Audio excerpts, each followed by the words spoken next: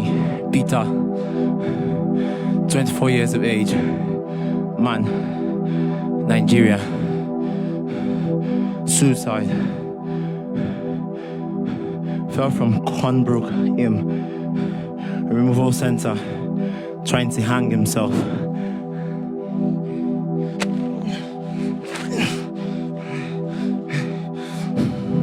Uganda, Bangladesh, unknown, Turkey, died in minefield, stowaway, suicide. In Birmingham, after his asylum claim was refused.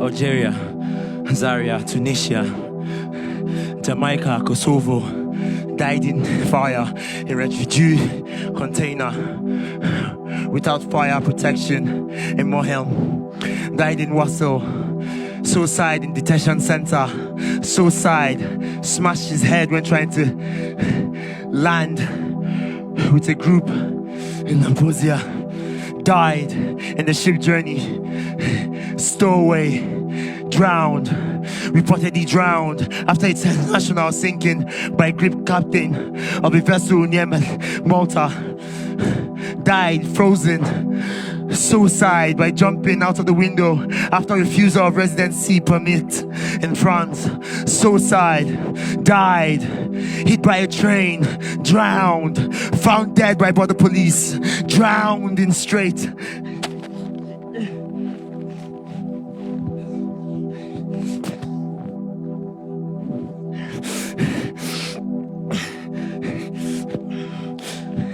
Died. Child immigrant in isolation committed suicide in prison. Missing after 4 boats from Egypt sank trying to cross strait to Sicily. Died on semi-submerged rubber dinghy carrying migrant from Libya to Italy. Drowned. Died trying to reach Spain. Died when overcrowded vessel to Italy sank near Tobruk. Gambia, Ethiopia, 1604, 2016. No name, 100 children. Masli Mohammed, plus or under 5 years of age. Boy, died in a shipwreck. Shot by Libyan guards. Died during rescue operation.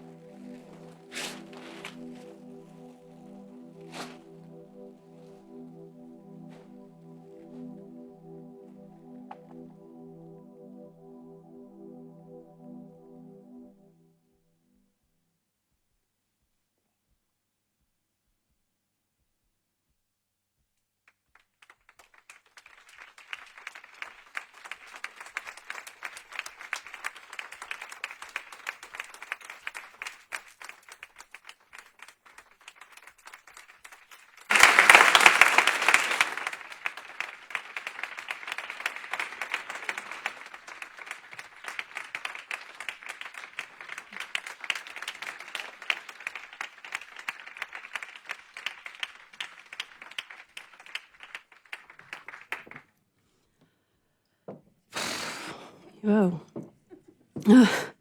Okay. Welcome, everyone. Welcome to Invisible, the War After the War, a program organized by Humanity House and the Ministry of Foreign Affairs. Humanity House, next door to here, a museum and a platform where the complexity of conflict and peace is discussed. So this program is the closing event of the conference Mind the Mind, in which the importance of mental health and psychological support in situations of humanitarian crisis was discussed by experts and policymakers from around the world. So what you've just have seen is a piece from the dance performance Europa, made by the Nigerian choreographer Kudus Unikeku.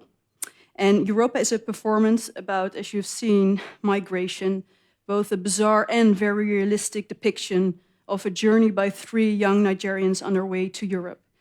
And Europa is here on the invitation of Afro Vibes, and they will perform the full performance Friday in Amsterdam and Sunday in Rotterdam. So if you want to see it, please go to the website of Afro Vibes. My name is Meert Vreese, by the way, and I will be your moderator tonight. We're gonna discuss a lot. So the main theme, as you know, of course, is the importance of mental health and psychological support in humanitarian crisis. And we will address questions like, so in what way should psychological aid be part of emergency aid? And who should provide this aid? Is this the international aid worker or the local aid worker? And how do you deal with cultural differences and stigma around the issue of psychological aid? And how do you make it sustainable? Because often you work in a context which is quite chaotic. So this is what we're going to do. We will look through the eyes of different artists we have done, but we will see more what on a personal level it means to and does to people to experience conflict, what they have lost, what they have to endure, and how they struggle to become human again, instead of being labeled as victims or refugees.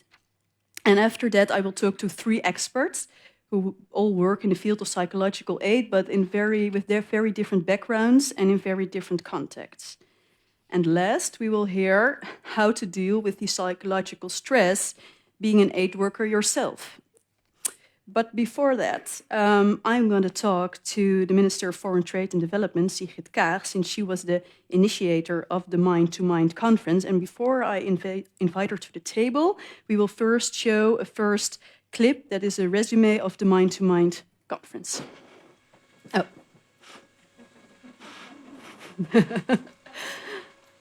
Yes, technology is everything.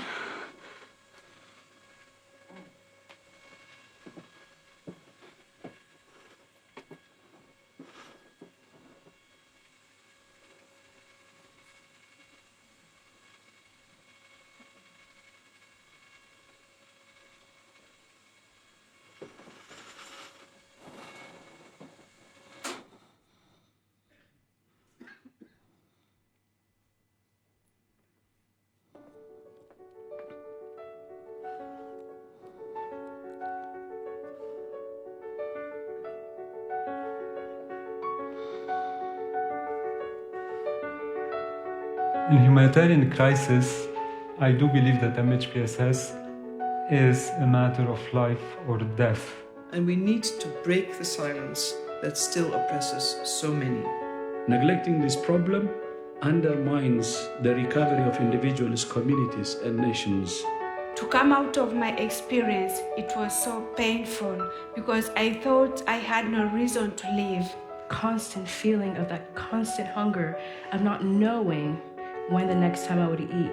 No wonder I can see his eyes that he was so sorry he couldn't do anything for that young man. He had to go and help other people who had a chance to live. If I would be now in Syria and say like I need psychosocial support, the people gonna look at me really weird way and ask me a question this way: are you crazy? Yet in many cases, these conditions are ignored or trivialized, despite the fact that they risk leading to serious long-term consequences.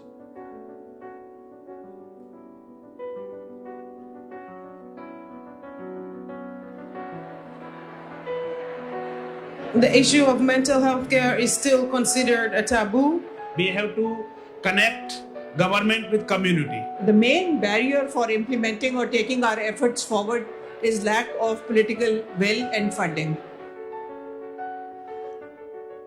The majority of people, they can recover very well after these disasters if we manage to provide the adequate social support for them. The people who see me as like a traumatized refugee, I tell them, oh, look at me now. I'm no longer just a victim. Instead, I'm a person with skills and expertise to support my community.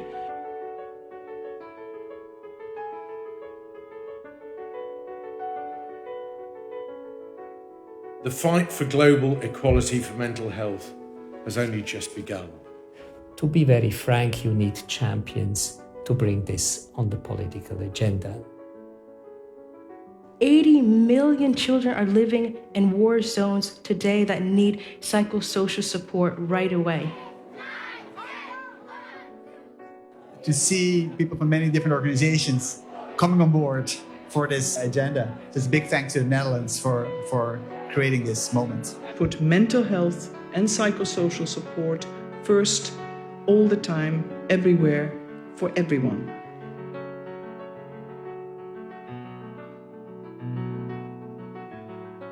This conference makes me more hopeful about the future of mental health. I'm really pleased that finally people are actually talking the language that people need. Educating people and creating awareness again, I think very important, and that's what I will try to do when I get back. It should be a common sense that we spend time and money in this topic.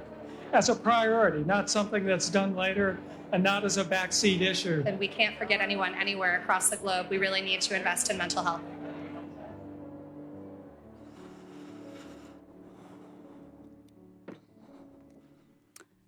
So big applause for Sigrid Kaag. Hi. Hi. Yes, that's okay with you. Yeah, we have like 15 minutes, so yeah, I'm going to go right into it.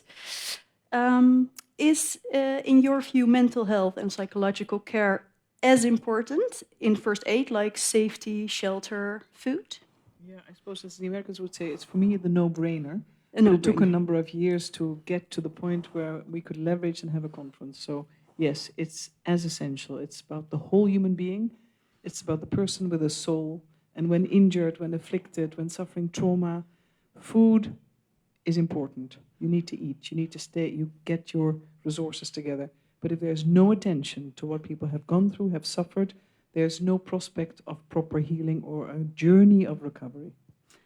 And how do you think about this idea that when you're kind of still in this survival modus, that you simply have no headspace to already deal, with trauma? That can they go together, like surviving and already dealing with what you've been through? Well, I think it's the other way around. You cannot get through the day or get ready for the next day if there's no space to talk, to express, to mourn, to cry, to feel the loss, and to be in a space where this is safe, particularly in societies where the stigma of a discussion around mental health is the no-go. Our Syrian refugees spoke, and I think the conference had many survivors of trauma, of loss, speak particularly to that. So if we do not prioritize it, if we do not validate it and say it is as important, we do not empower the survivors to find the time and the moment to speak when they want to. But without support, what's going to happen? Yeah. And about the support, before you became minister, was he secretary, minister? Well, depends on which country, but I'm a minister in the Netherlands. So before you became minister, you worked, of course, in Lebanon as a special coordinator. And I think you also visited, of course, many refugee camps. Did this influence your idea about this need?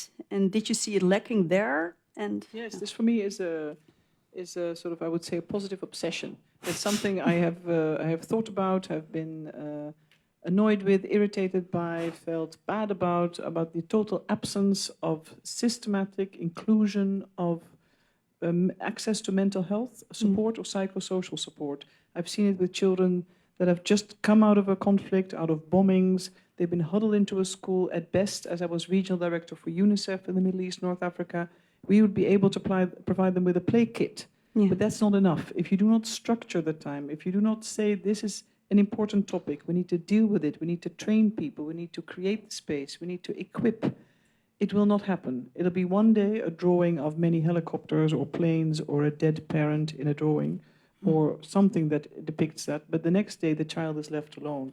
And it's about all our efforts, it's about the attention, but also the preparedness we have to invest in it. So this is not just Lebanon, this is many crisis situations. Iraq, Sudan, children of Gaza, Syria, many places, sadly to say. So I am proud, I'm humbled and touched, but especially very proud that we've been able to do this, and I'm proud of the survivors and everybody at this conference, because we broke a glass ceiling. Yeah, that was because my next question was... I'm looking at Dr. Belkis. Yeah. I wanted to ask you, what is the most interesting outcome of the conference? But as I hear you say that the conference was already such a statement or such a landmark. And we heard this from all the experts in the field. So it wasn't us as the organizers, flattering ourselves. It wasn't about that. It was all the experts, the champions, the people working this in organizations or as experts, psychiatrists, psychologists. And you've heard it, and there were many saying it's been a long time coming. We've never had the political support to do this. We know the global epidemic around the world, developed, stable countries, developing and crisis countries. The global epidemic is mental health. This is the #1 disease the next 20 years. In crisis situations, it's 1 in 5 people over that statistic that will be affected. So it's not just a matter of kindness, morality, in looking at our own shared human dignity. It's also the smart thing to do.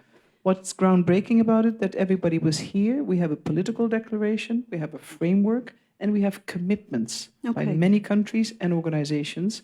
So we want to leapfrog. We're not resting. We're taking a little break from this conference and the work done, but we want to travel further and fly higher because it's too important.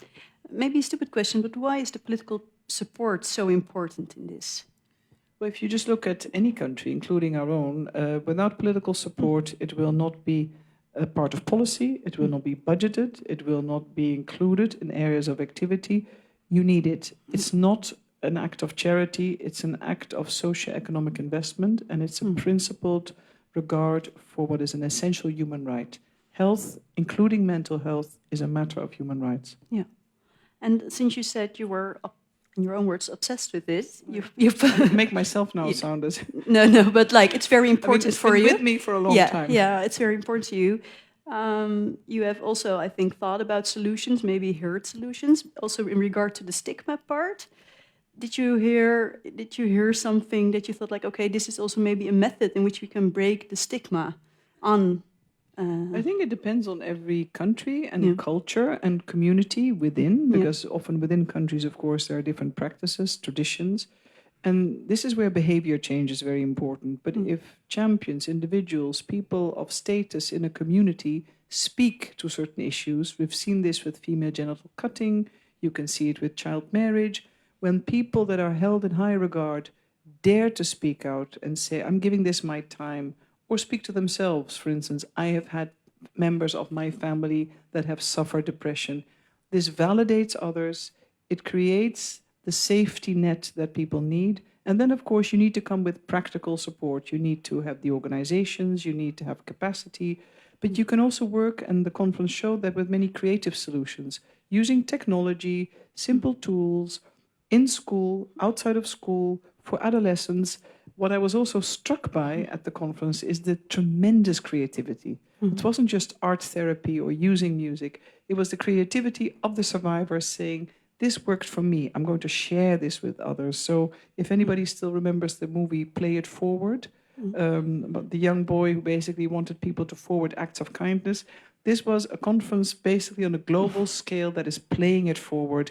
And it's a big message, not only about ourselves, who we want to be, but what we also wish for others and what we need to do, I would say, towards another, but also for our own humanity. You can't be whole if the other is suffering.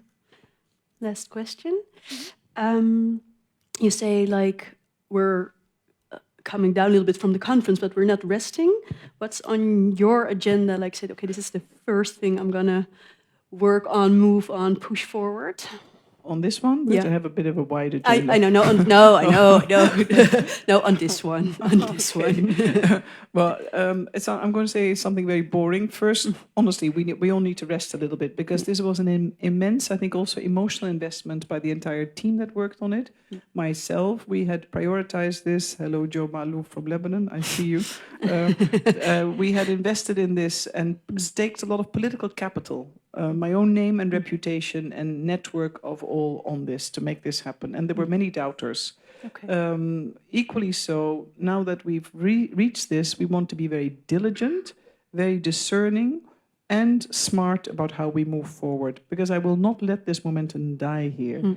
We need to connect to big conferences. We need to leverage the investments needed. And we are investing from the Netherlands in pilot projects. We have just signed with the World Health Organization basically a contract so they can finalize what are parameters to make sure that access to mental and psychosocial health will be part of a basic package of care in all crisis and humanitarian settings. This didn't exist before.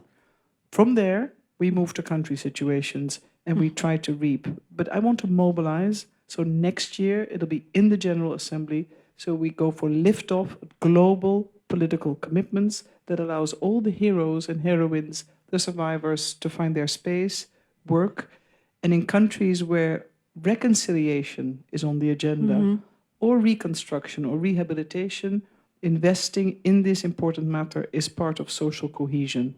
So it's a long journey, an important one, but it's also a telling tale, and I know you're in a hurry.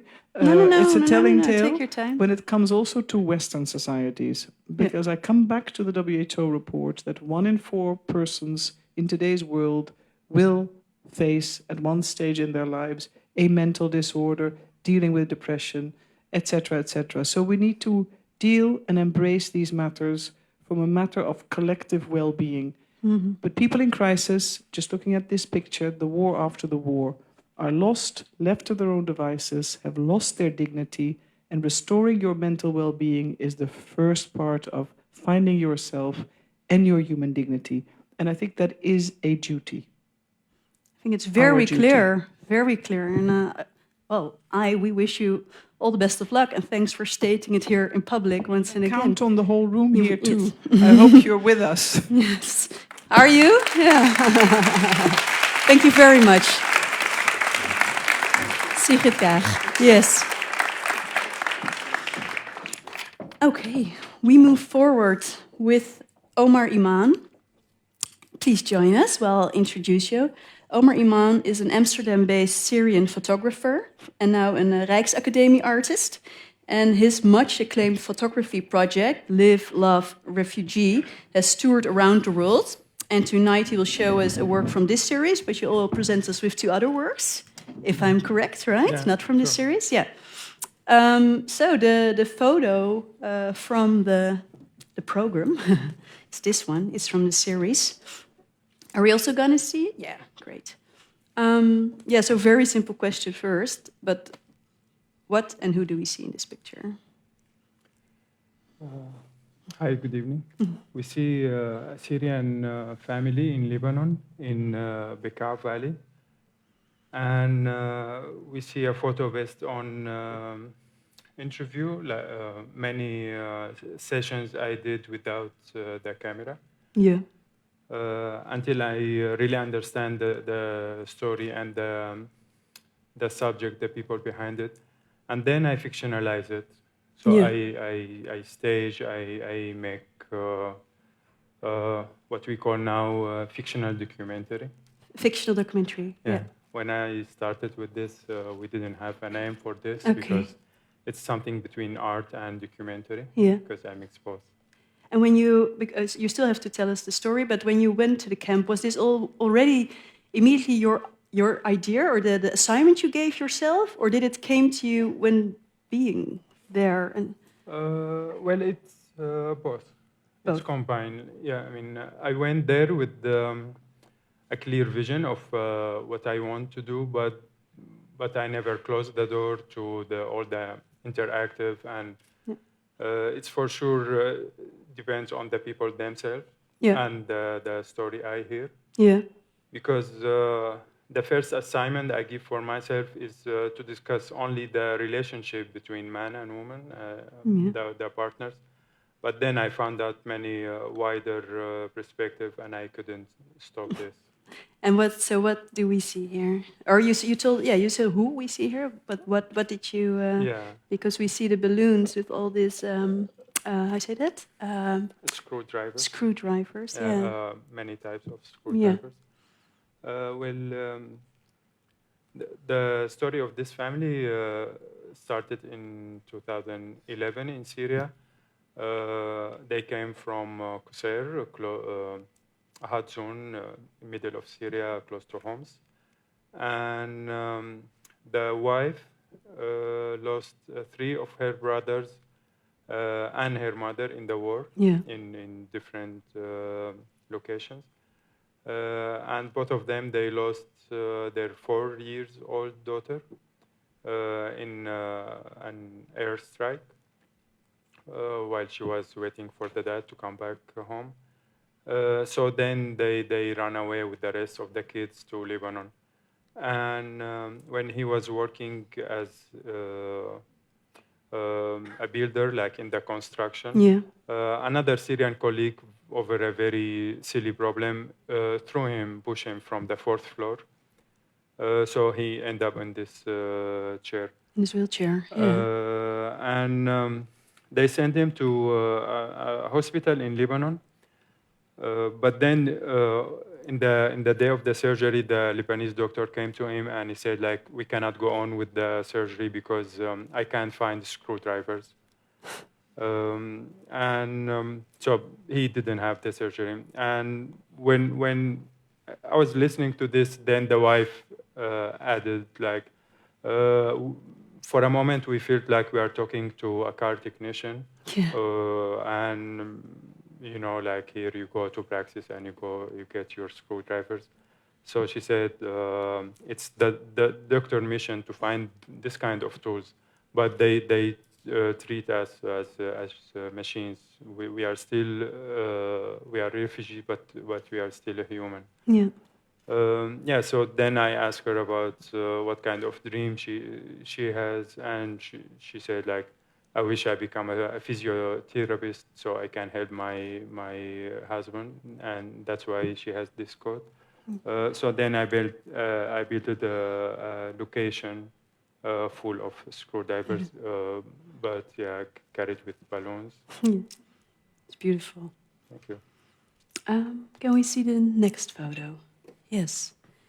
So what we see here is a man, but he's half man, half fish. Yeah. Right? Why? Well, I made some research and study on fish and man memory, and we claim, like human claim, that fish has short-term memory. While the people, they are smart, they remember and they learn from their mistake. And I thought maybe if we combine this, we will end up having a species who can fight like men and forget like fish. So in here, he's celebrating the end of war, like the war in Syria, but preparing for the next war at the same time. Because he forgot already? Or? Yeah, he forgot. Because, I mean, apart from the sarcasm part of the project, it was my sculpture project in the Rijks Open, Rijks Academy Open last year.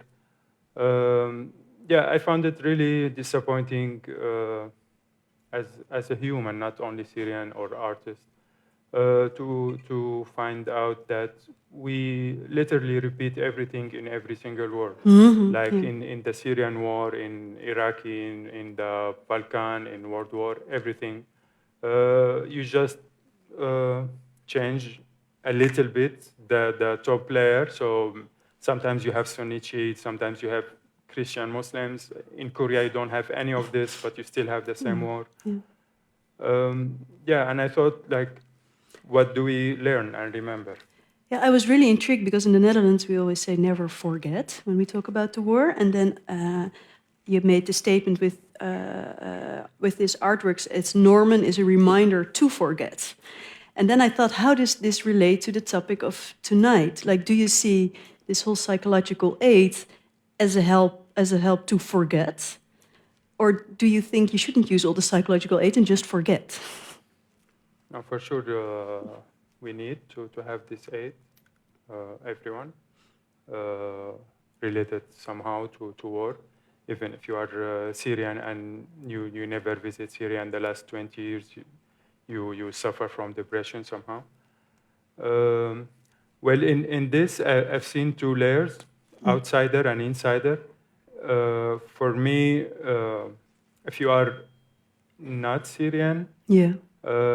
You really need to remember, not to forget, Yeah.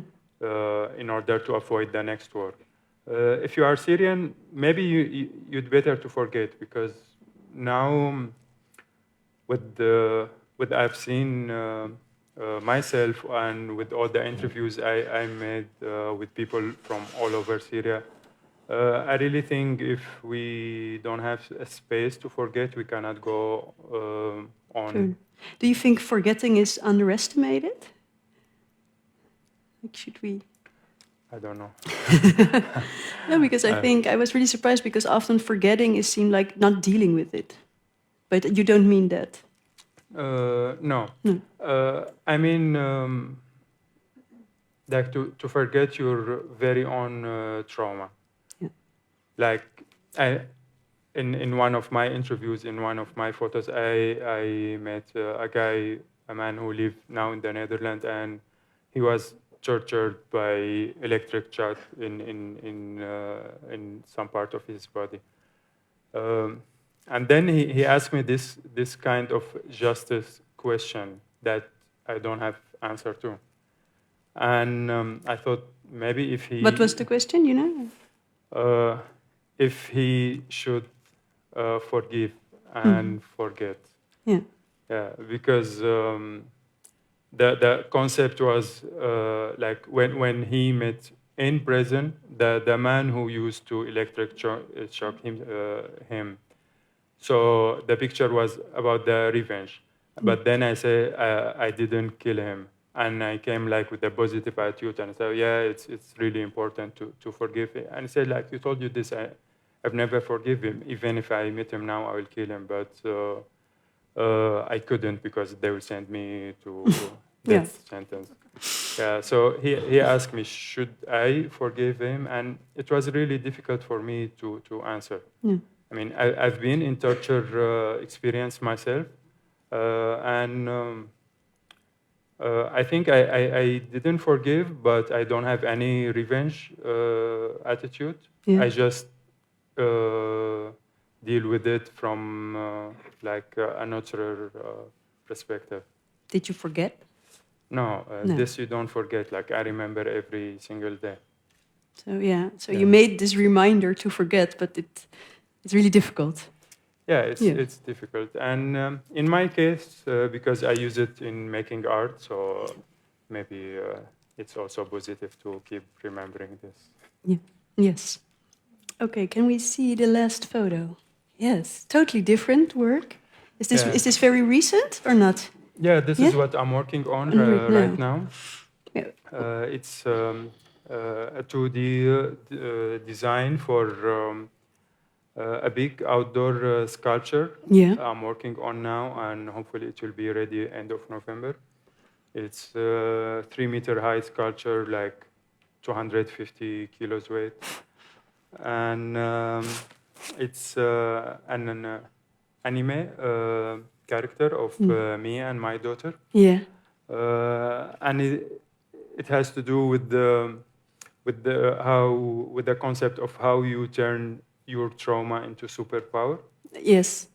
Can I say something? Because when I saw it, I was like, how does this relate to war and trauma? And then I thought, okay, so I interpreting your work on the issue of war and trauma. Maybe he made something that has nothing to do with war and trauma. But since you're sitting here and you're a Syrian artist, I have this notion. Do you? And then I thought, how do you think of that? Do you mind when people always look your work in the context of your background, or would you really like to just see it as it is? No, I don't mind at all, because I think it's my mission. It's not just about my work. Like wherever I go, like if I'm in a party or anything, at first they don't think I'm Syrian because I'm blonde. But then the moment anyone knows that I am Syrian, everything come on war, refugee trip, anything related to Syria. And sometimes it's like 2 a.m. and you are listening to house music, but people want to talk about war with you and ISIS and stuff. But yeah, but I think it's a need for the host society to know the newcomers, to know their neighbors. Yeah. And I really respect this enthusiasm to discover the other. So back to the work, it's totally related to war, trauma, refugee, conflict, everything. But the image itself is, I think it's new. I mean, I've never seen a space refugee before myself. No, me neither. Yeah. So he's a space refugee who can travel in time and space. Yeah. Yeah, and it's a trip I started in Syria. It's like the Orpheus trip, if you know the Greek myth. So it's recreation, and for Orpheus, the god asked him to go on and never look back. Yeah. And that's how can he survive. And this is how I survived, because I was in the underground myself. And then only the image of my daughter, who was 1 month old at that time, gave me a motivation to leave. Because at certain time during torture, you really prefer if you tease them more, so they kill you, because it's easier, it's more relief than supporting the torture. And I was brainstorming this myself. But then the image of my daughter came, and I feel like I really see it. So, and it was all the way from that time in Syria in 2012 till the 4 years I spent in Lebanon, and now I'm here for 3 years with. Is she here with you? Yeah. And I have 2 other children, and yeah, they speak Dutch. She knows very little about Syria and war. She doesn't know she's a refugee. She's a superhero with a lollipop. Yeah, for me at least. Yes. Yeah, because the huge lollipop is the galaxy way. So it's the spot they use to go in and out in space.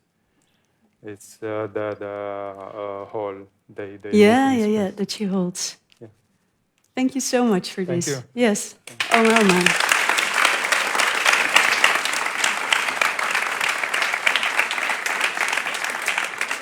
Okay. Now we're gonna also watch a very interesting piece by Soad Salim and Godfrey Lado. Soad Salim is a poet, a writer, and a journalist from Libya. And in Libya, she was an activist on girls' and women's rights. And because of this, she was prosecuted and she had to flee to the Netherlands. Tonight, she will talk about the story of the invisible, the war she is fighting after the war she left. And she will share her story in Arabic. And this will be translated on stage by also a poet and performer, Godfrey Lado, who originates from South Sudan. And both participate in this program through the cooperation with On File. And this is a platform by and for exiled journalists, writers, and other media professionals here in the Netherlands. Soad and Godfrey, please take the stage.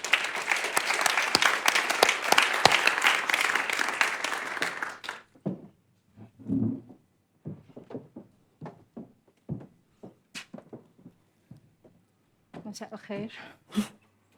Good evening. سأبدأ بالنص الأول. I'll start with my first piece. أجندة. قبل النعاس أحضر خطة النجاة لليوم التالي وألبسها كحمالة صدر طوال النهار وأركض بها أو بي على الأرجح حتى لا أنكفئ على سريري الواسع وأنسى الحياة. أشجع قدمي تسير خارج الباب الأحمر حيث صندوق البريد والدراجة والريح الصغيرة وبعض المهام البغيضة أو الناعمة مثل فرو قط كثير المواء. أكتب كل شيء حتى سيناريو انسيابي في الطريق إلى الدكان القريب ومروقي بين الرفوف في المكتبة حيث أعمل والجانب الذي أتخطاه من الجسر ومكيال القهوة التي شربتها قبل قليل. So we chose poetry to tell Suad's story because with poetry you can tell a lot in a very short time. And because poetry also is a form, for me and for Suad, a form of trauma therapy. It's a form of that psychosocial help that we needed and didn't find. So I need to thank the minister for this initiative. This is the translation of what she just read in Dutch. Spent a lot of time doing it in Dutch. I didn't know I was going to speak in English.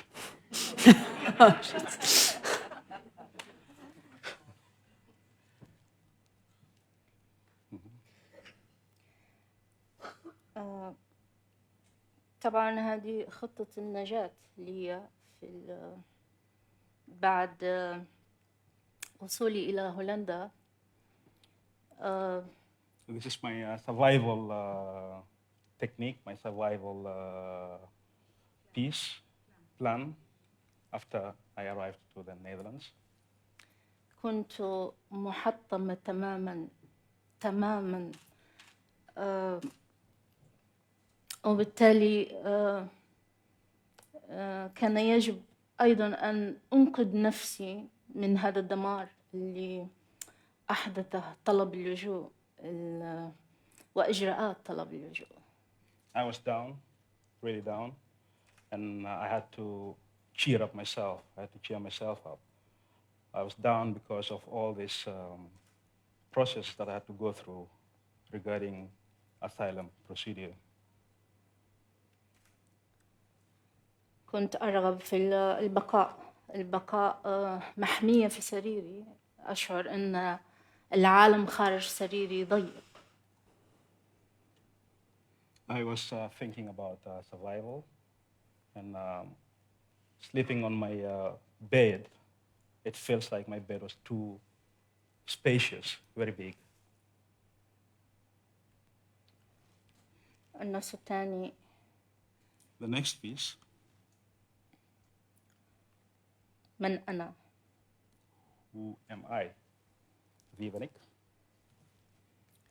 أعيد بناء حياتي كما تفعل المدن الجادة بعد الحرب. أنا تلك القديمة وتلك الذكريات التي سيرتها المعارك ركاما. أفتقد لتلك القديمة، لكن على هذا الركام أن يرصف طريق ما. So again, that's the translation in Dutch. Can everybody read Dutch, right? You see, no? No. Okay. It's quite complicated to translate poetry. So I tried to translate the meaning of what she's saying. And what she's saying there is like, I seriously rebuilt my life, just like serious do that after war. And I'm not more than memories from the past. Memories that have been destroyed by the war and turned into rubble, into garbage. But I have to move on. I miss those memories. I miss this person I used to be. before I was turned into rubble, but this rubble somehow have to move on. النص الثالث. The second piece, or the third piece, sorry. الثالث. في ورشة كتابة السيرة الذاتية كان مساعد المدرب يبحث مطولا عن الكلمات اللائقة، ينسج الجملة ثم يفككها، حتى سأل رئيسه أن يتولى الأمر، وظللنا معا نكتب التفاصيل التي أسقطها غالبا حين أتكلم عن سيرتي في العمل. لم أحتج إلى كتابتها للعمل بها يوما، فقد نموت هناك بين السطور والكلمات، خبرتي كلها لغة. قلت له حين قدمت نفسي: أنا سعاد، أنا صحفية، أنا كاتبة وشاعرة. كنت مشغولة جدا وفقط مع الكلمات. وهكذا لم أسأله ما الذي سأفعله لاحقا. كان سيقول: دعينا نتكلم عما نغرسه الآن في الأرض الجديدة. بقيت الأخيرة في المجموعة لنكمل هذه السيرة التي فاجأتني مثله. كنت نسيت من أكون منذ أن صرت رقما ينتظر أن ينبت له رأس وقدمين. Well, Yeah, of course. this piece is a kind of a biography.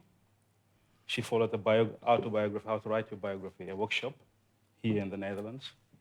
And during that workshop, the assistant trainer was trying to help her write her biography. So he tried to write sentences and then drafts, cancels it again and then rewrite, tried in many different ways to describe her. Finally, he called the trainer to come and help him out. Together, they started writing her biography, which was a challenge. It took a long time. And the beautiful thing with language is like some expressions you can use in Arabic that's really very kind of senseless if you translate it into Dutch. It's like dying in between the lines and words.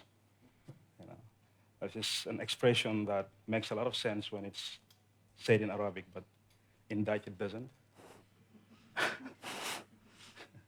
And one other reason why she chose to write this piece is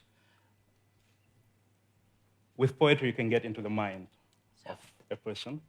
And the fact that the assistant trainer could not write her biography is something that most educated or highly educated migrants or refugees have to face every time.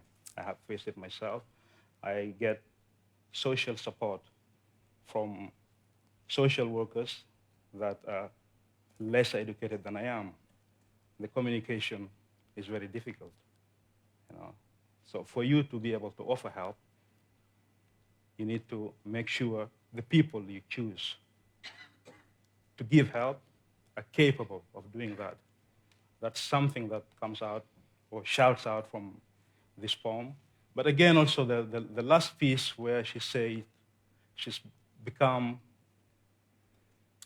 no, she was very surprised of her own biography after seeing what she's done herself. After being a number for a long time, she forgot herself. You know, we are referred to as dossiers. We are referred to as many negative names. So that biography helped her remind herself of herself after feeling like a number waiting to get feet and a head. وبالمناسبة أنا سعيدة اليوم كوني هنا كشخص مرئي ولست ملف في البلدية. I'm very happy to be here today as a person that you can see, but not a file in one of the departments or in the city council. لأن أنا في حقيقة طوال حياتي أحارب الكلمات بالكلمات. أعني أنا أتقن اللغة للدرجة التي تجعلني أشم رائحة المعنى من الكلمة. I how can I say this? Thank you very much. I use words to fight words, and I've always been busy with words to such an extent that I can even smell the meaning when I read them. أنا كنت محطمة لأني خجلت من كوني لاجئة. I was down because I was, how do I say, embarrassed with the fact or ashamed of the fact that I am a refugee. لاجئ يعني مسكين، يعني ضعيف. A refugee to me means poverty, it means weakness. يعني يحتاج الإحسان. Somebody that needs ihsan, how do you translate that? Somebody that needs passion. ويتجاهل كوني مناضلة. And one thing people forget when they hear the word refugee is that a refugee is a warrior, a hero, a struggler. أنا هناك كنت أقاتل بطريقتي وأحارب بطريقتي اللي هي اللغة. So I used to fight in my own way using language. ضد أن أكون مخفية كامرأة. Otherwise, I will not be visible as a woman. هناك في ليبيا. There in Libya. أردت أن أكون أيضا قدوة للفتيات. I'd like to be an example for the females. وأتصور أنني كنت كذلك. And I believe I used to be that. لكن تحولي للاجئة جعلني أخجل من نفسي. But that switch into a refugee makes me ashamed of myself. ولذلك في هولندا التي تعرف كيف تتغير وتغير، أستطيع أن أرغب في أن تتغير مفردة لاجئ. I'm not sure I get that all, but the main thing is I hope I can do something in changing the narrative of the refugee. اللاجئ تعطي ليس فقط صورة نمطية وسلبية للآخر الذي يتلقى بطاقة الهوية. It doesn't only give a negative name for the carrier of the title.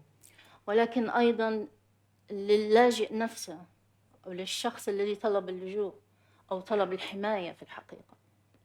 It does affect the person that is searching for help or asylum. لأنها تقول له أنت ضعيف. Because that word says to the person, you're weak. أنت تحتاج الإحسان.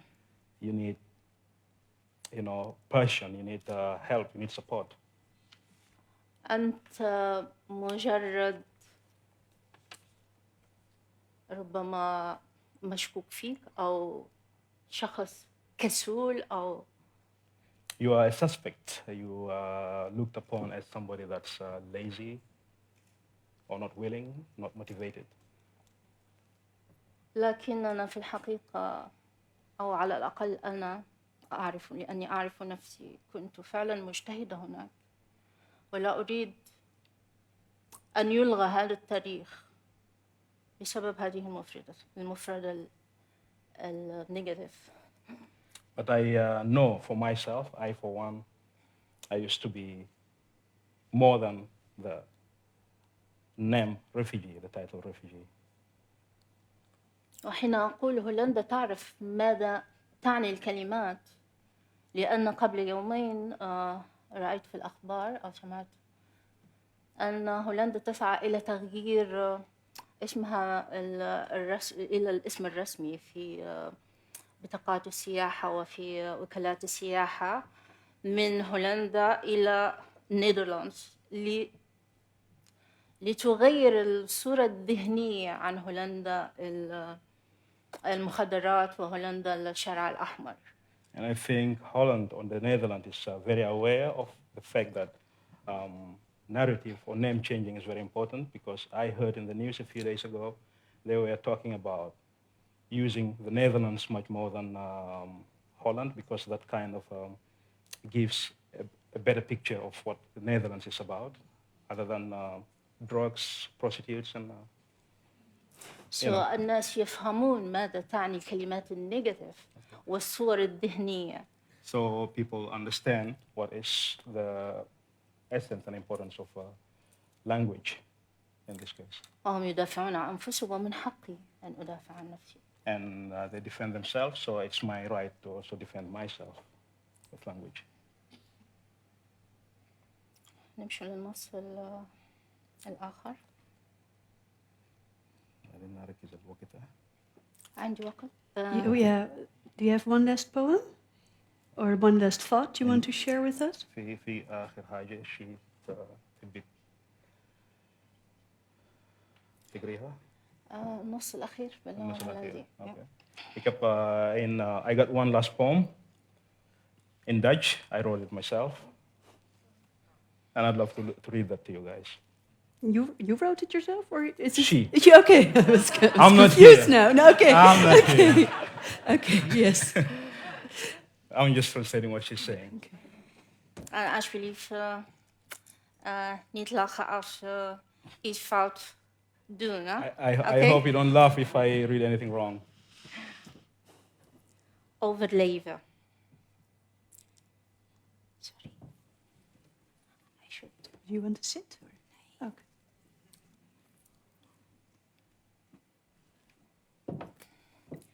Overleven. Het soort leven dat je leidt, heeft een naam. Super, gaaf of hij gewoon. Maar je overleefde vervolging of oorlogen en je hebt zojuist een nieuw land gevonden. Dit heet een nieuwe kans of geluk. Want overleven is iets anders. Vraag jezelf af. Hoor je het geluid van vogels nog? Ben je blij als je op straat een zon ziet? Schenk je nog steeds een glimlach aan onbekende? Is jouw ziel veilig? Jouw wond stil? Dan weet je dat je een overlevende bent. Gewoon door te overleven geef je ook jouw leven een naam. Super, gaaf of heel gewoon. Dank jullie wel. Thank you so much. Thank you. Yeah. Thank you. Thank you, Sia. Thank you, Godfrey. I think for stressing out the importance of language, and I hope we will hear many more words from you. Yeah, thank you. Okay. Then now we go to our panel discussion with the three experts from the field. And when I introduce them, you can just come to the stage. We have Bilkis Joubadi. She is the founder and chairperson of Family Counseling and Development Foundation in Sana'a, Yemen, which was established in 2011. And Bilkis has trained staff from international NGOs in providing psychological aid. Welcome. Peter Ventevogel. He's the senior mental health expert with UNHCR, the Refugee Agency of the United Nations.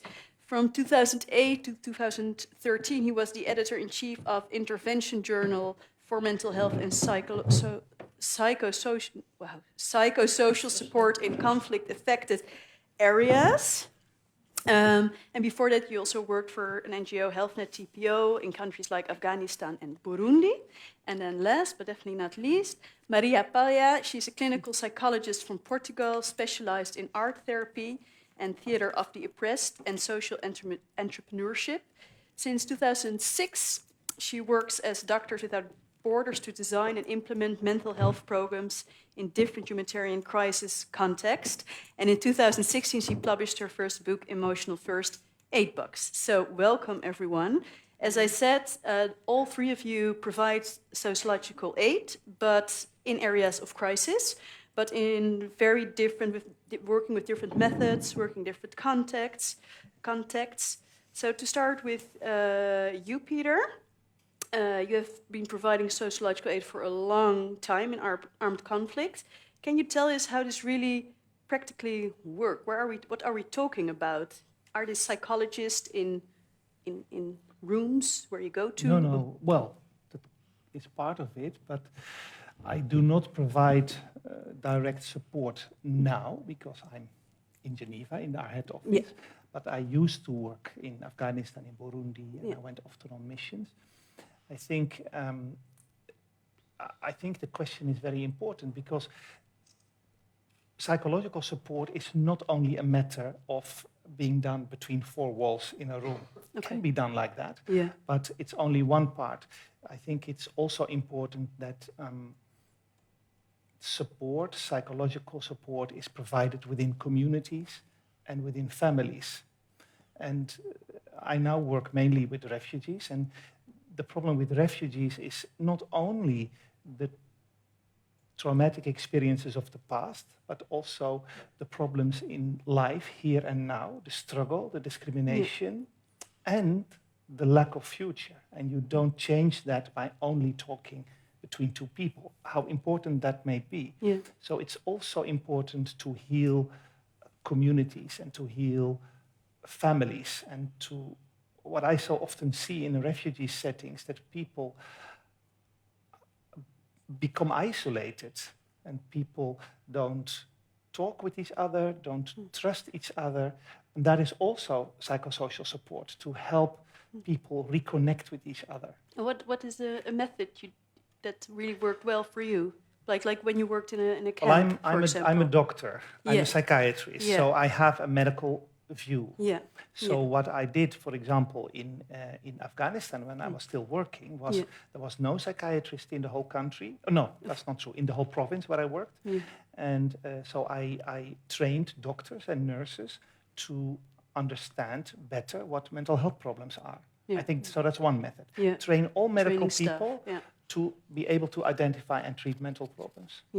The other thing is that I worked a lot with communities, so with community leaders, with religious leaders, to talk about the issues and to open up the discussion. And because we will later discuss this, but also because of the stigma. Yes. So my work has changed a lot. I worked in the Netherlands in a hospital, but what I do now and what I think needs to be done in conflict setting is completely different. It is much more with what we say with different layers of support, from community support up to specialized support. Yes, clear. Thank you. Bilkis, before you tell us more about the Family Counseling and Development Foundation, you want us to show us a clip actually of what it looks like and what you do. So let's see it.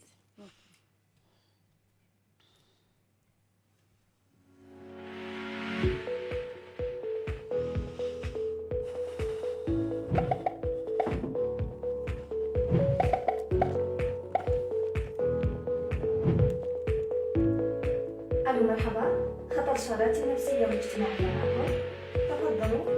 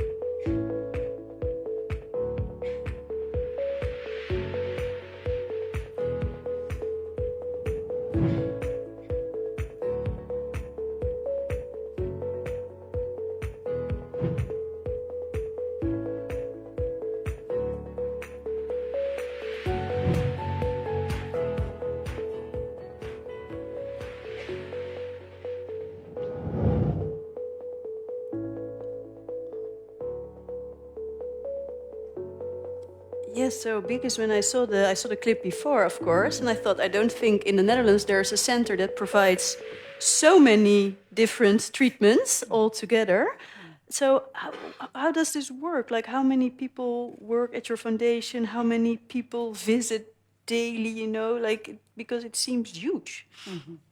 Yes, it's one thing is about. First of all, I want to thank you for inviting me in this important event to participate, and I think it's very important to attend this kind of work. Okay, Family Counseling and Development Foundation. What is unique for us? It's a comprehensive work that covers everything. Yeah. We established this foundation in the January 2011, and it serves it is providing psychosocial services for anyone who seek help. We are a big team that are working there. The whole employee are 123 employee, but we have very qualified psychotherapists and psychiatrists. We have 13 psychiatrists and 49 psychotherapists. To get an idea, is this the only center in Yemen, or do you have like 4 of them? We are serving a community through 2 centers. One, the headquarters is in Sana'a, the capital of Yemen, and the other one is a branch. We have a branch in Aden Governorate. Yeah. And what makes us unique, maybe, it's that we provide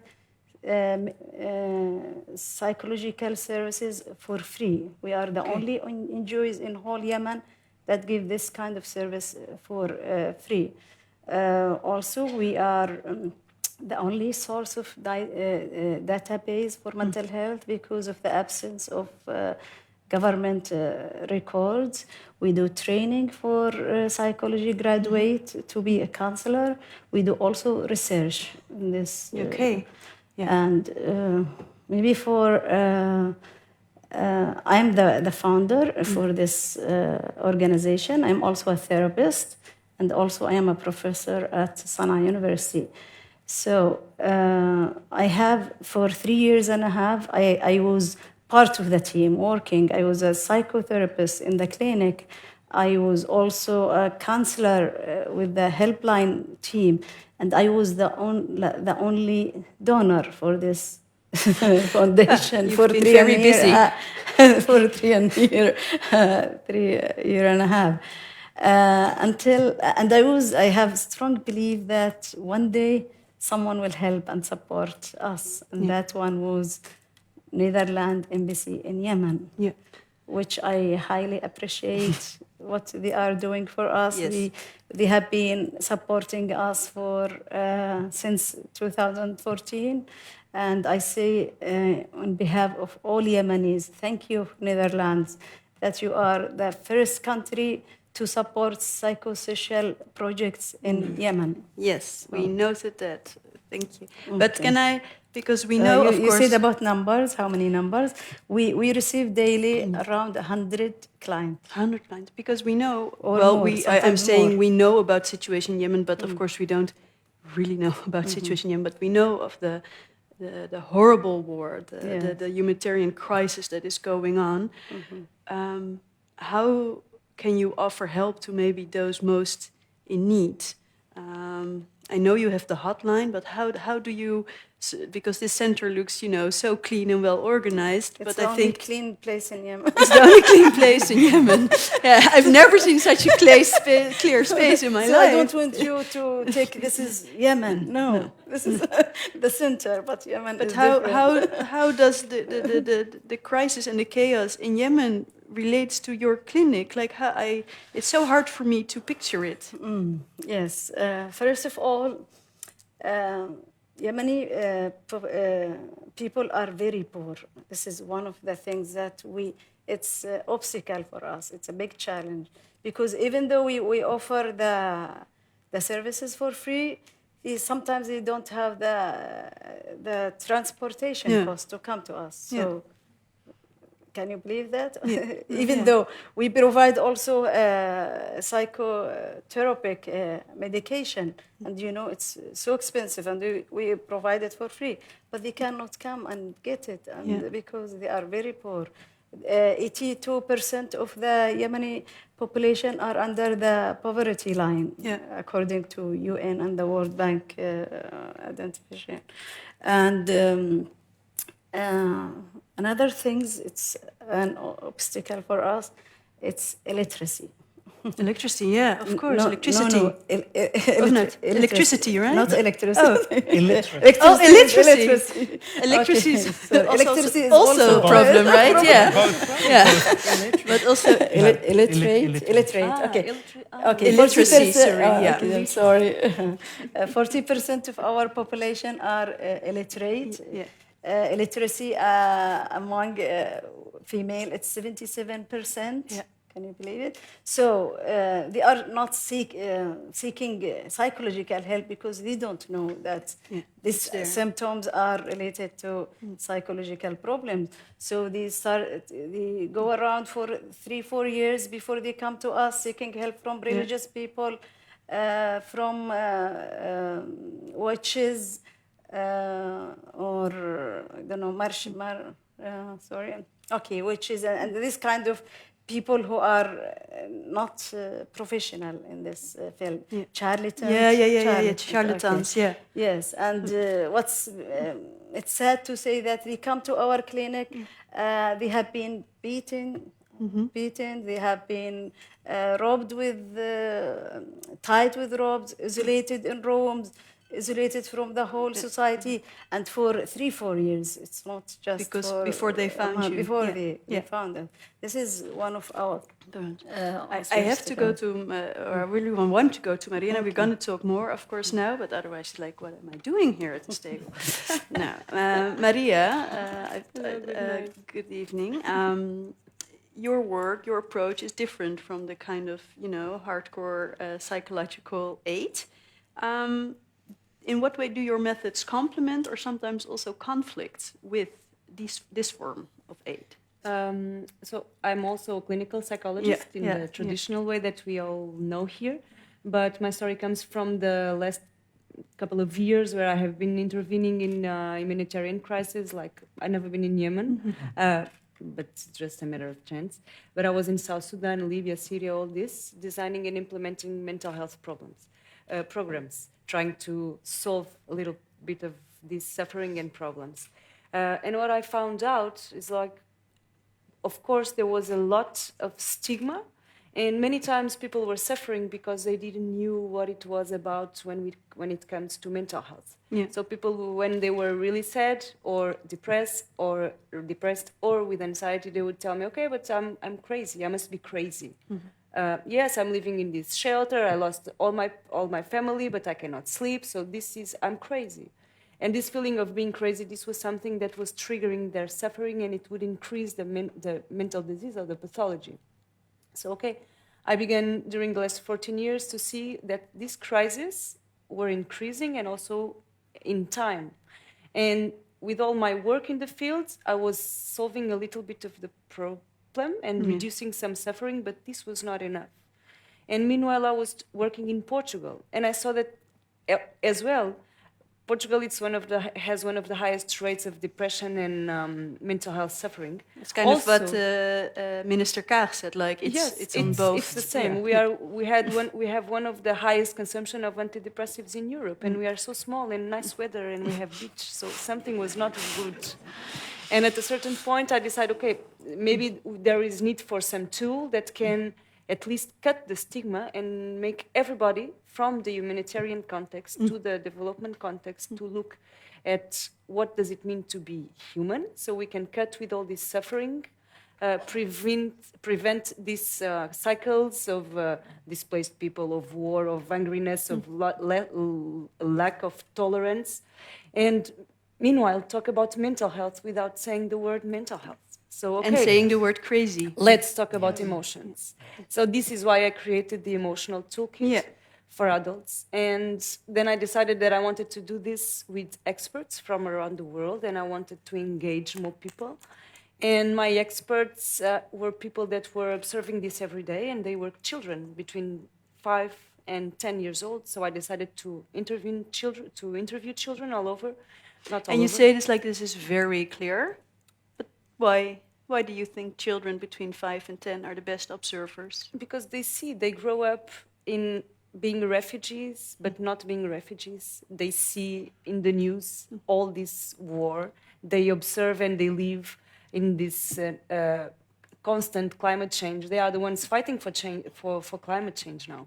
So these would be the experts about what's going on in the world, and they are the future generation.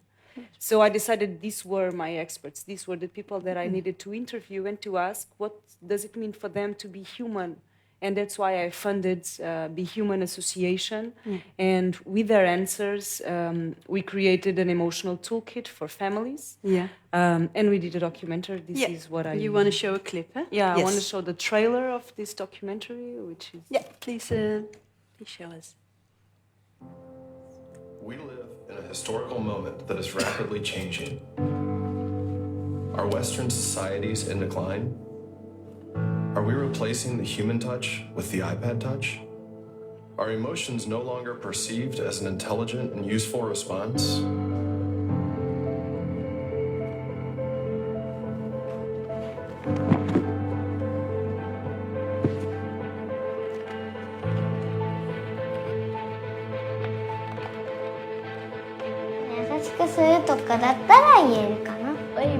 Enseñar a la gente. Clean the environment among the relatives, among my. To be the humanity we desire for our children means we care and are able to fulfill our universal responsibility, being the adult we needed when we were children.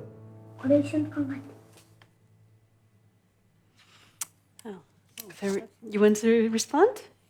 Well, yeah, if I can, because I like it a lot. You see the diversity of all the different faces, and I like very much what you say is that to do good mental health interventions, you don't always have to diagnose a person with a mental illness and tell them you have a sickness and we're going to treat it.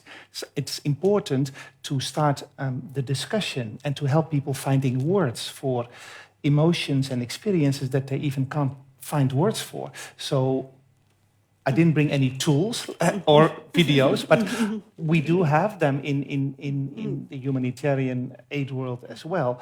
And I really like it. So you're going to explain this. I love it already, what you said, because I think it's so important to empower people to find ways to deal with the suffering. And yes, I wish we had many more psychologists and psychiatrists as we in the world, but we won't soon have it. So we have to work through others and train refugees themselves briefly, in brief sessions, in brief trainings, and then help them helping others. And that's my mission, actually. Yeah. Do you agree with that? Yes. Yes? Yes. Because it is a very different approach than your clinic in Sana, which is very, with it has all these treatments, but well, you don't play Jenga with your. Yes, it's not only Jenga. No, I know, I know. No, but isn't it? Because it sounds so logical, but isn't it also maybe too kind of fake to really help people, or not? Do I misunderstand the concept? I think there are different layers, and of course, when we talk about mental health, there are specific situations where you need to intervene. And if I have someone with schizophrenia, for instance, I have to use my specific and therapeutic and medical approach. So there is space for this, of course. But mental health is not only that. And I think when it comes to stigma, it's not only about the political decisions or the political agenda that doesn't include mental health. So that's why I don't go to consultations. Because what I feel and what I also see in my country, sometimes the services are there, but people don't talk about this and they don't even go. So there is a big gap. Sometimes the service is available, but then they don't go. So the stigma in between It's something You that also needs to- experienced that, right? The stigma. Yes, Yeah. but So- in my country is not as it's not the big challenge as I always hear in No. other countries. Even when I was studying in the United States, I was thinking about what about Yemen? When I go back, people will not come to seek help and Yeah. like this. It's the opposite, completely the opposite. I found a long list of people that they are waiting for a therapist. So.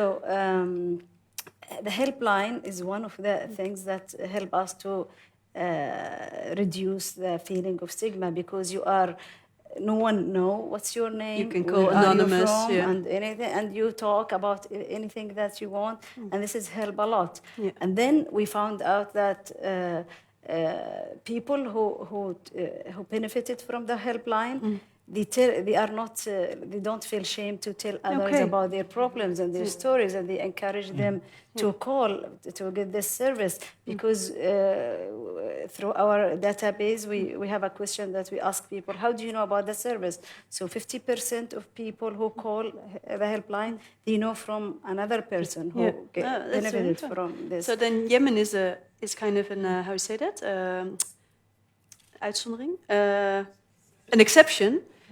But how did you use when you encountered these stigmas? Have you already have examples of how you used this new technique and got people involved that wouldn't get involved in the first place?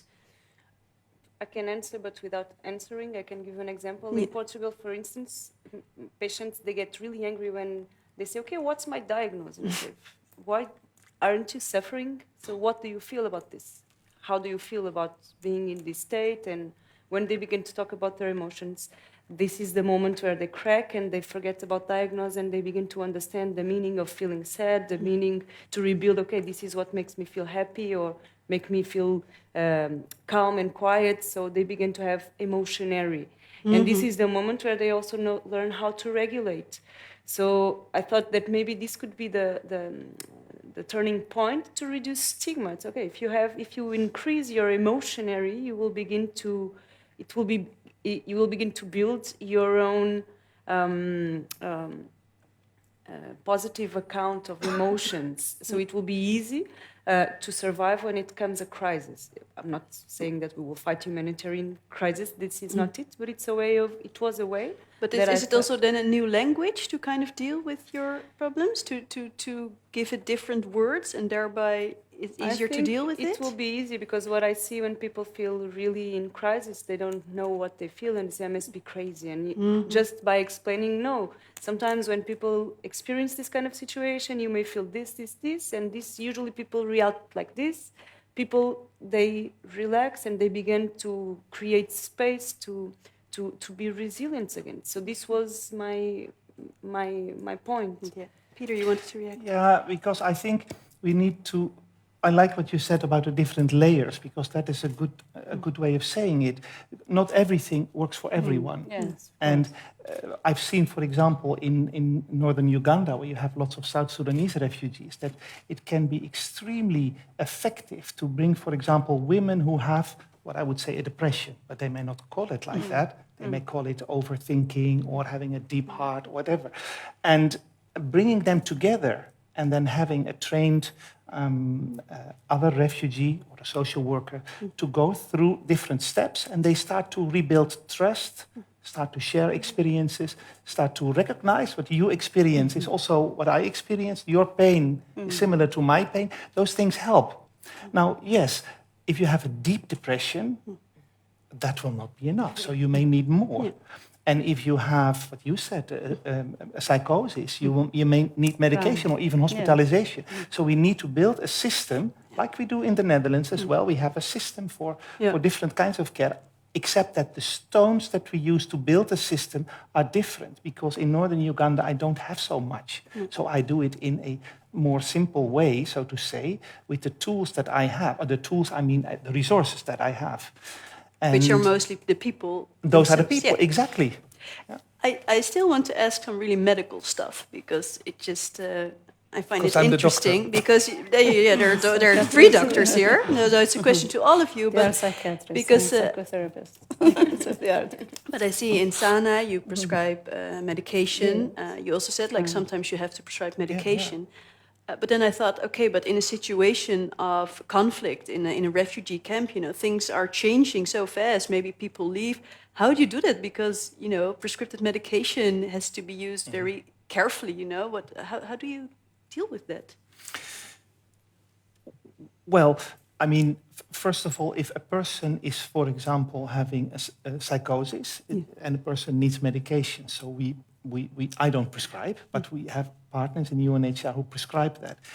The way to ensure that people take it in the right way is, one thing is to prescribe medication that is cheap and available everywhere. Yeah. We call that essential medication from the World Health Organization. So if I prescribe it in northern Uganda and the people have to flee again in another place, you will find the same medication, or at least you have the biggest chance that you find that.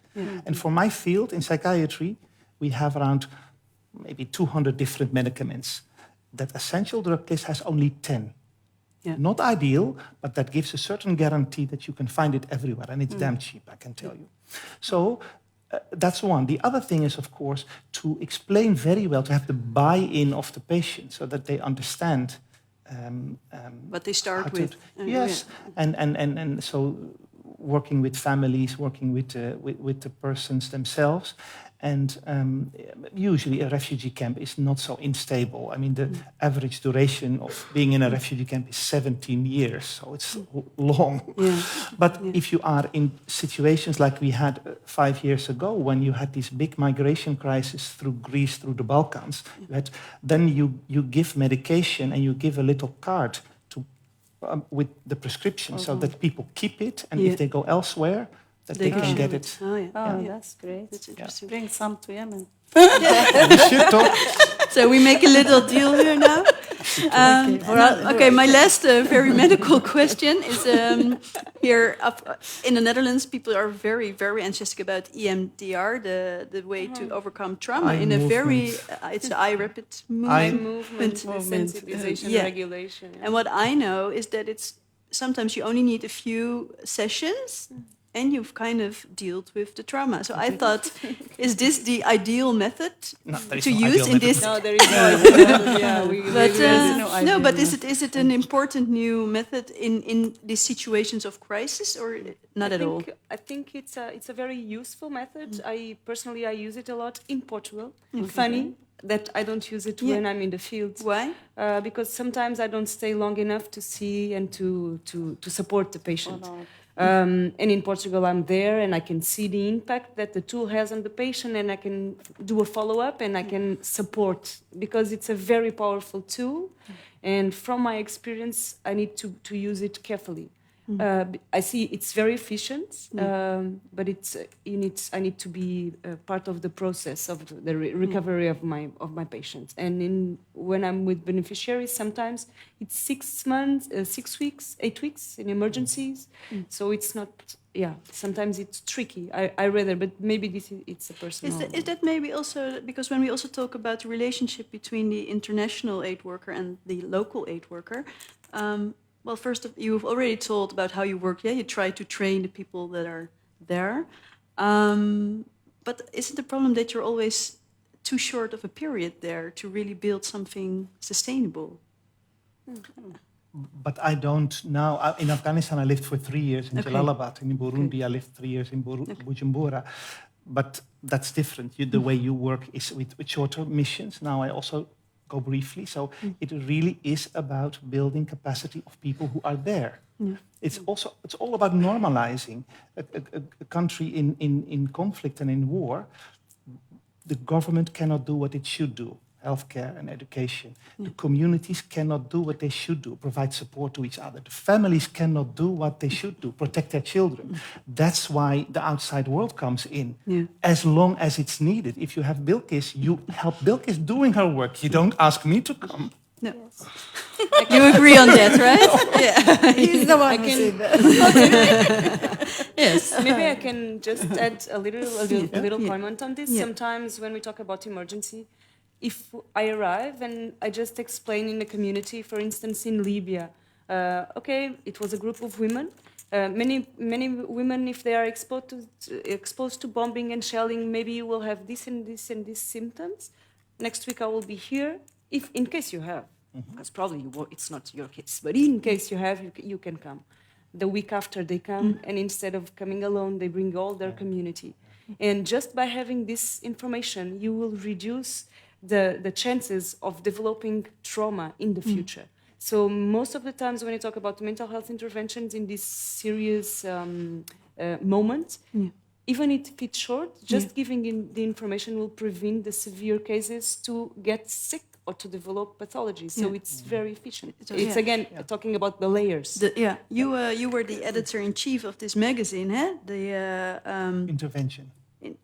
Intervention Journal, and I read that it was open access. Yes. Did that work? Like, did social workers or medical workers from all these countries find it? And well, still not everybody knows it, but the journal was established 17 years ago by in Sri Lanka after the civil war, because the local psychosocial workers actually said, we want to learn, we want to read, but if we a psychological journal, we can't read it because it's expensive. We don't have the money for it, but also because the language is not the language that we use. So intervention tries to bridge the world of research, policymakers, and practitioners in a very practical way. No, not enough people know it. So Intervention Journal, go Google it. No, but I thought it was interesting that this open source information, because sometimes I can understand that you always have this huge knowledge gap, which also... Well, but it's not just people like me telling people in a low-income country what to do. The journal is filled, at least for half, by people from low-income countries describing what they do. So you have an aid worker from Bangladesh describing what they do in the Rohingya crisis. And then someone from South Sudan says, that is interesting, we can perhaps do that too. But I find very interesting, I'm talking with you and you all work for years, doing this work. And then I was talking with the minister and she was like, for years nothing has been done and we really have to do something now. And I thought like, how does, how does it relate to the work I think again, it's different layers, no? I'm using this a lot, but... For what he was telling us, we developed a manual, easy manual, that people can, we do different kind of manuals. We do for specialists, that steps they can follow, whether this one come a new team, they can read this and follow up. And we do a small, it's like a brochure, but a small manual for public people that they know this is the symptoms, where to get help, how to get help. Even we do like mapping for all the organization and services around, so they can read this and know where to go, for example. So this is about information. But I think there is a lot of experience. There is a lot of tools that we can use.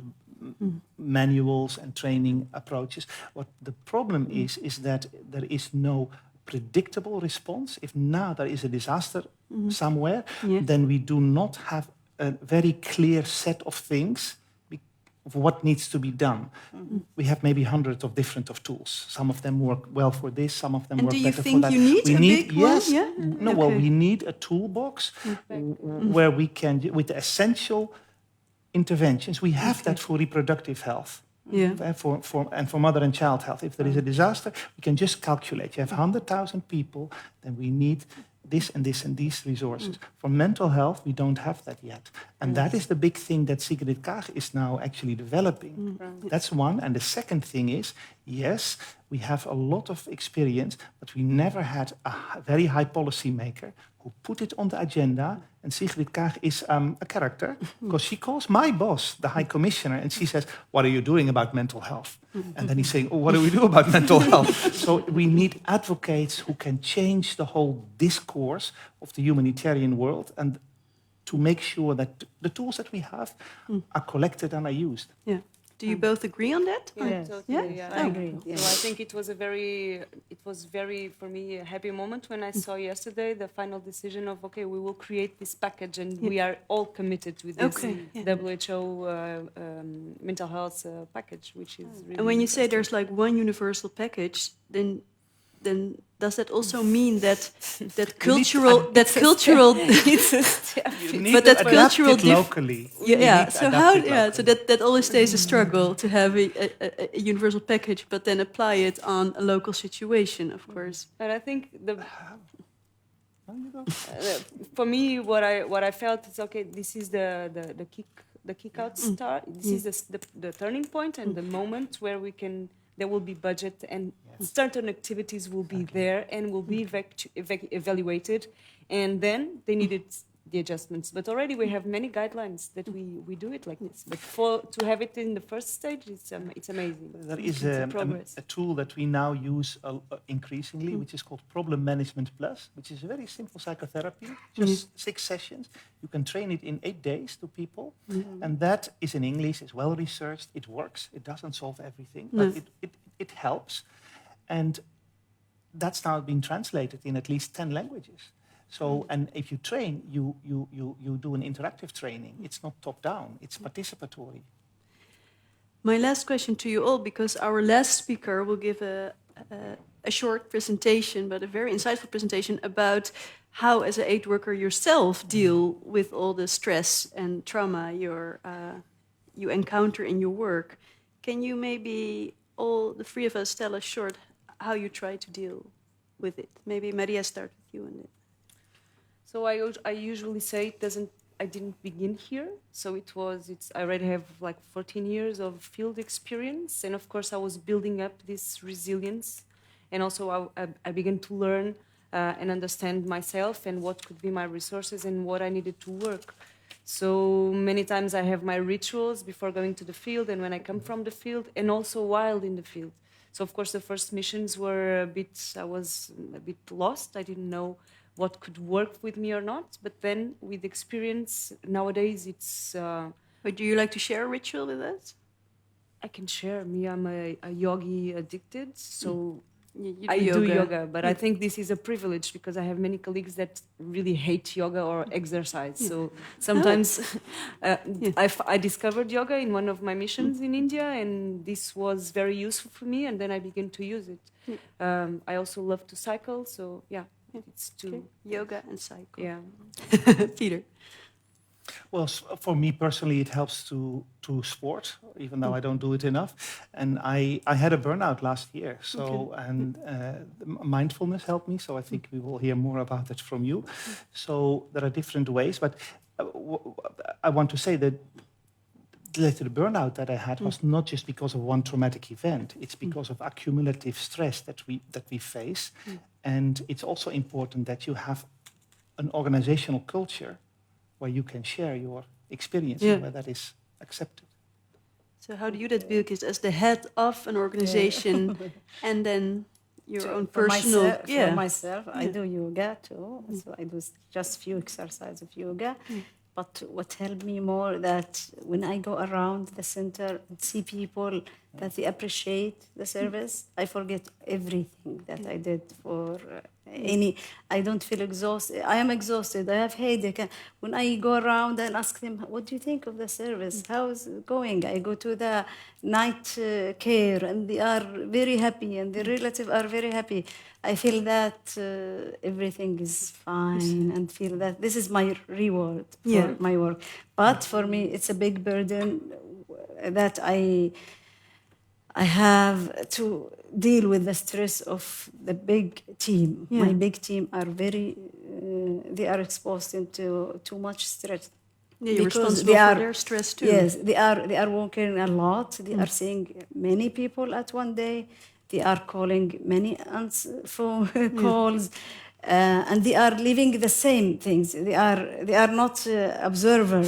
They are living the same difficulties, the same circumstances. They are hearing the bombs and things like others suffering, and they are supposed to provide help. So it's very hard. Sometimes we are trying to do even for the team, like group therapy, to talk about maybe a case, to from time to time to do like one day off, to go outside somewhere and eat together. our meal, they play soccer and things every Thursday. So we are trying, but they are stressed out because they have been living for almost 5 years and they are helping people for 5 years, and it's a big number. And when you help, I used to work in the United States in counseling center. It's easy to help someone there because all the service around is helping. If it's a suicidal event case, I will just make one call. The client will go from my clinic to the hospital. The ambulance will come and take this case because I said she will commit suicide. But in Yemen, sometimes you don't know where to start with the patient because everything is closed. They don't have money. They don't have family support. Sometimes we have to deal with mothers. She lost 4 kids. Can you believe it? No. 4 kids. It's very hard. And they are like, what can you do with this? She's in this denial stage. And then I remember one of the cases, she had 2 kids. One is 21 and the other one is 16. The 21 son go to the front line for a war as a soldier, and he died. She can't handle it. After 1 month, the 16 years old died also. She collapsed. I saw this case. And I don't know how to explain it. But she's like denial that he did. She prepared the food every day for him. She talked to him. She refused to make a funeral for him. And they brought her to us because they started to put burn in here and here. Maybe she will heal. And we tried to do our best, but she survived. She's good now. But after you a very managed. long, and many people they lost 4, 5. Sometimes they lost a husband and a son and the uncle, and it's many. Have you heard about the big hall that they make a funeral in it? Yeah. There was 1,500 people in this hall. And there is a bomb strike bombs to bomb the hall. 2 people were killed. 5 people were injured. From a family, one family, they are my relatives. 37 people were killed just from one family. And 42 was injured. Can you believe it? I wanted to talk about how you deal with it, but you have to deal with this all the time. And these people, they come to us after. I hope they all come to us. Just few people come to us. The other people, they are suffering and continue to suffer, and they don't know that there is a help. I can only say that I think it's very inspiring and amazing, the work that you do, but also that you do. So I really want to thank you a lot to share this with us. And then we go to our last speaker. I think it's nicer if you go to sit there, otherwise you sit in the spotlight. And this is, as I already said, it's a presentation by Chris Hoffman, and it is on contemplative-based resilience for humanitarians. So how to deal as a humanitarian with this kind of stress. Thanks a lot. Yes. And thank you, everybody, for coming, really and truly. It's a really hard act to follow, all of these amazing stories. But I want to tell this story because of people like Sia, Godfrey, Omar. You deserve my best. And I come to tell this story to you today because there are 2 sets of people, if we can put up the presentation, there are 2 sets of people in this world that deserve my best. One is my family. And they have suffered for the last 20 years because I've been a humanitarian. And what I realize is through their suffering, is that they weren't the only ones that were suffering because of me. Being a humanitarian in the field for the last 20 years, I could see that over time, my work was diminishing. I wasn't being the best that I could be for the people that I was there to serve. So not only was I failing at home, I was failing in my job, and I couldn't figure out why, and I didn't see it. I didn't see it in any way, shape, or form because every single person that I was with was exactly like me. Every humanitarian I was with in the field was exactly like me. On the way to a broken family, on the way to being an alcoholic, on the way to being a drug user, or just completely depressed and not understanding what was wrong because I was so passionate about who I am and so passionate about what I was doing that I had missed out on what was really important. And that was that I needed to be well to serve well. And what I realized is that my friends and I, the people that I work with, were not well, and we are not well. And I know it's very, very, very selfish to talk about this in front of you because we've heard these amazing stories of people like Sia and Godfrey. We've heard these stories about Omar and how he's able to deal with his trauma after suffering through so much. I know it sounds selfish, but in reality, when the only people that are there to help those that are in dire need are not well, they do more harm than good. If any of you are in the humanitarian sector, we have a mantra. You know, much like many other transcendental meditation therapists and so on, they use a mantra. Ours is do no harm. But what I'm going to show you tonight is that actually humanitarians in many, many ways do more harm than good because they are not well. And I want to ask you this question, and I want you to go home and ask yourself this question.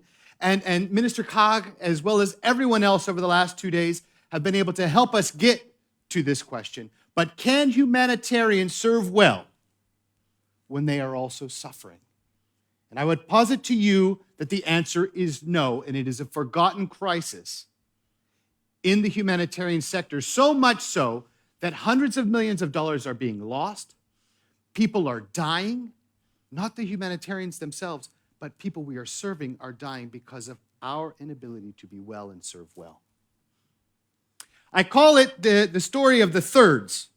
There's been a lot of research done around this, so this is not just me coming up with stories. I can share with you the data if you'd like.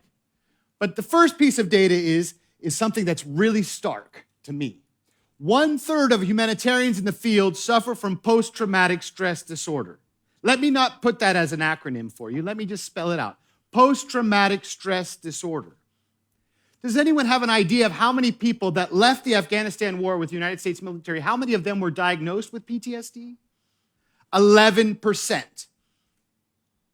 Humanitarians as a whole that work in crisis situations, internationals, mind you, not national staff, which is a completely other forgotten crisis, 1/3, almost 33% suffer from PTSD. What does that do? How does PTSD manifest itself in humanitarian situations when you're there? Because to be honest, you carry your PTSD to your next deployment. We heard Maria talk. She goes from deployment to deployment. Myself, I went from Haiti to the Philippines, from the Philippines to Indonesia, from Indonesia to Tunisia, Tunisia to Libya, Libya to back to Haiti again because Haiti is endemic with crisis, then to South Sudan and to Sudan. I carried all of this with me. So it's not post-traumatic, it's constant traumatic stress disorder. And so my impact in the field is reduced by 1/3. Do you know why? Because I spend the first third of my day recovering from my hangover, and the second third of my day figuring out with all of my friends where we're going to go and share war stories later. At the same time, I spend the first 4 months of my 1 year in the field recovering from my last deployment. I spend 4 months of doing work, and then I start to go down again. And then what do? I work myself out of a job so that I can find another job. So I spend the last 4 months of my deployment looking for the next job. The culture in our work is not to help those that are serving others, but to get them to the next crisis as quickly as possible because they're foolish enough to go. Most of the people that realize that they're suffering leave immediately. That's why we have enormous problems with staff retention, enormous problems with staff turnover in the humanitarian sector. The last third is your efficiency. If you're tired at work, how efficient are you? right? You slowly, your work efficiency degrades over a period of time. I have certain colleagues that have spent 8 years in South Sudan as international staff. No one can tell me that that person can actually think straight about what they're doing. Imagine if you were a person from South Sudan working to help the people of South Sudan, and you've been suffering from war and crisis your whole life. How are you truly able to be as effective as you could be after suffering so much? The realities here is what we see is that mental health is the #1 reason that humanitarian crises, I believe, last longer than they ever should. We don't address the needs of people's minds so they cannot be effective in the field where they're working. Minister Kag, you heard other people in the first video that they showed. What did they say? It is life-saving to do this. And the reason why is because sick people can't help other sick people. We have good groups. We need well people so that they can help sick people. Just on costs, I'll give you an example of a $100 million program. Many humanitarian programs are much bigger than this. But this is just using that theory of 1/3. Okay? So if we put in $100 million into a humanitarian program, about $16 million of that money is misspent or not spent well because the staff implementing that program is not well.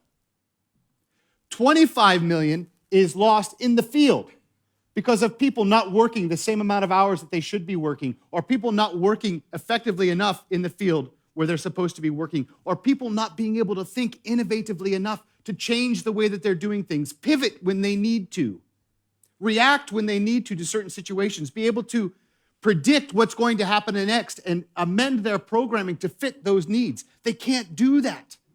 So that money is misspent.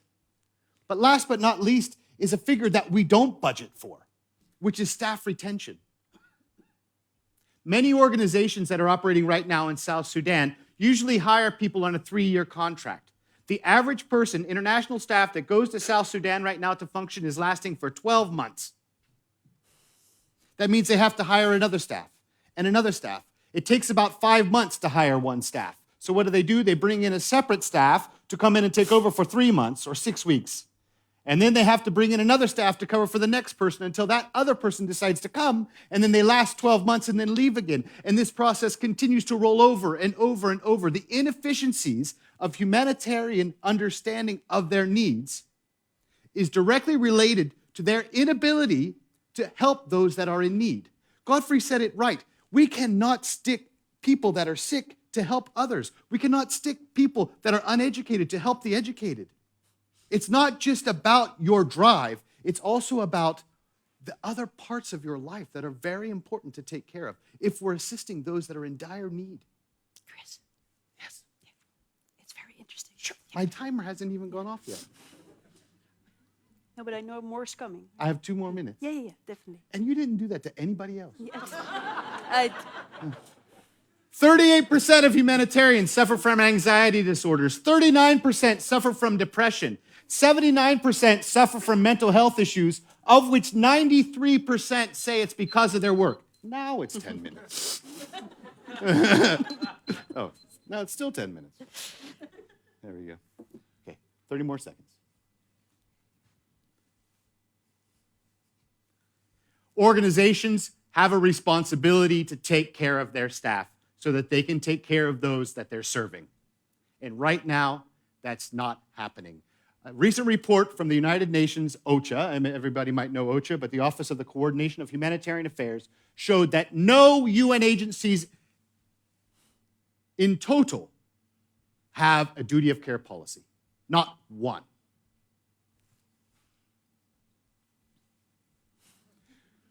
There's a lot that can be done. My organization that I work with is called the Garrison Institute. We're a global organization that provides contemplative resilience, which really centers around yoga, mindfulness, and psychosocial support to humanitarians.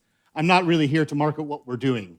I'm actually here to talk to you, if we can go back one slide. I'm here to talk to you about the issues that all humanitarians face and that needs to be addressed. So I want to say thank you very much. And I want to say thank you to all of you. Your stories have touched me like you can never imagine. And I also want to say that I'm sorry that all of us can't operate the way that we're supposed to. But I want to thank you all for coming tonight. Thank you very much. Thank you.